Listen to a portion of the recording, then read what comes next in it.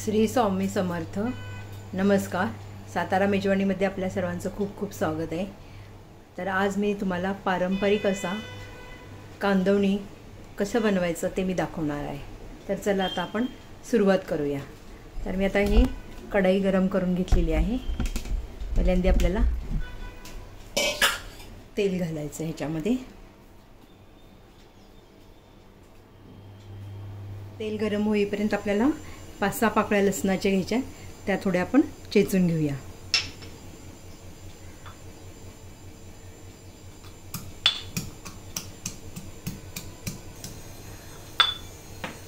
पाहू शकता तुम्ही, असं लसूण ठेचून घ्यायचं आपल्याला. तेल आपलं तापलेलं आहे. ह्यामध्ये आपल्याला जो आपण लसूण ठेचला आहे तो घालायचा आहे.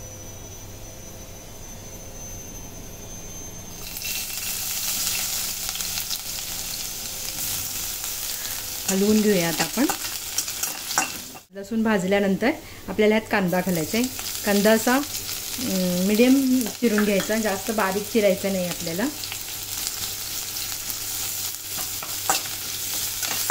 कांदा लवकर भाजण्यासाठी थोडंसं आपल्यामध्ये मीठ घालायचं आहे.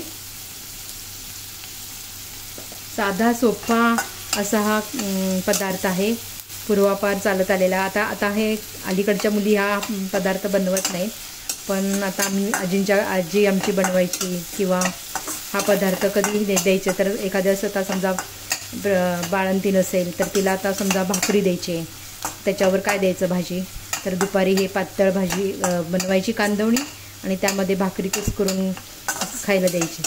असं हे आहे कांदवणी.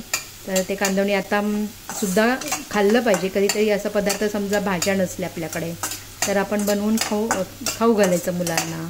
पारंपरिक जे पदार्थ आहेत ते पण केले पाहिजेत ना. चांगला आता भाजून घेतला आहे, लालसर होत आला आहे.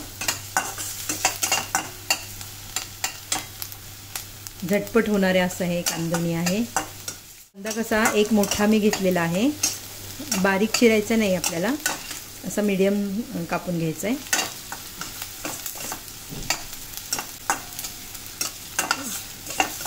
घातल्यामुळं लवकर आपला कांदा भाजलेला आहे. आता आपल्याला ह्यामध्ये आपला भाजून झालेला आहे.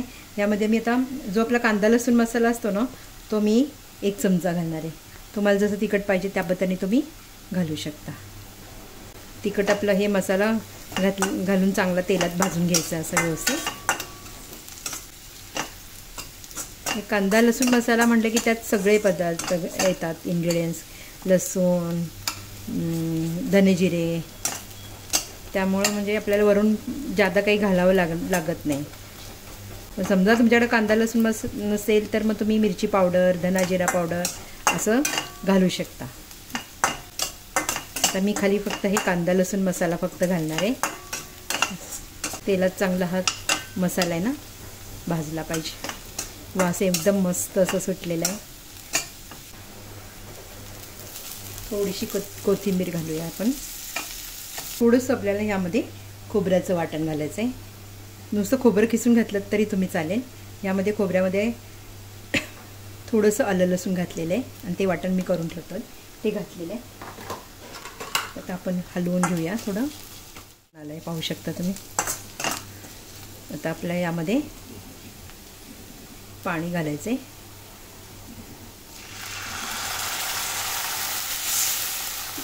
अर्धा ग्लास पाणी घातलं आहे मी.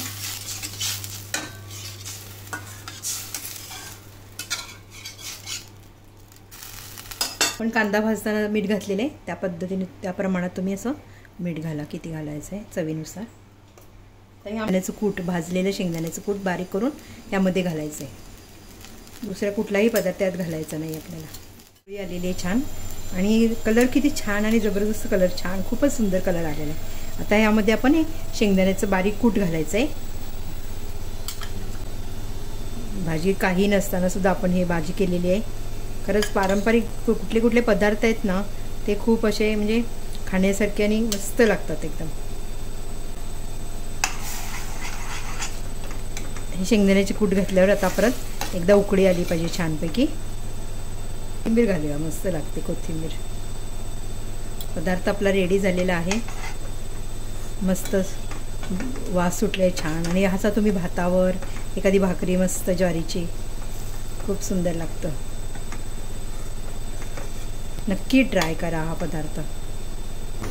तुम्हाला असे पारंपरिक पदार्थ आवडत असतील तर तुम्ही लाईक करा, शेअर करा आणि सबस्क्राईब जरूर करा. बरेच असे पारंपरिक मी पदार्थ बनवून आपल्या ह्याच्यामध्ये टाकलेले आहेत चॅनलमध्ये.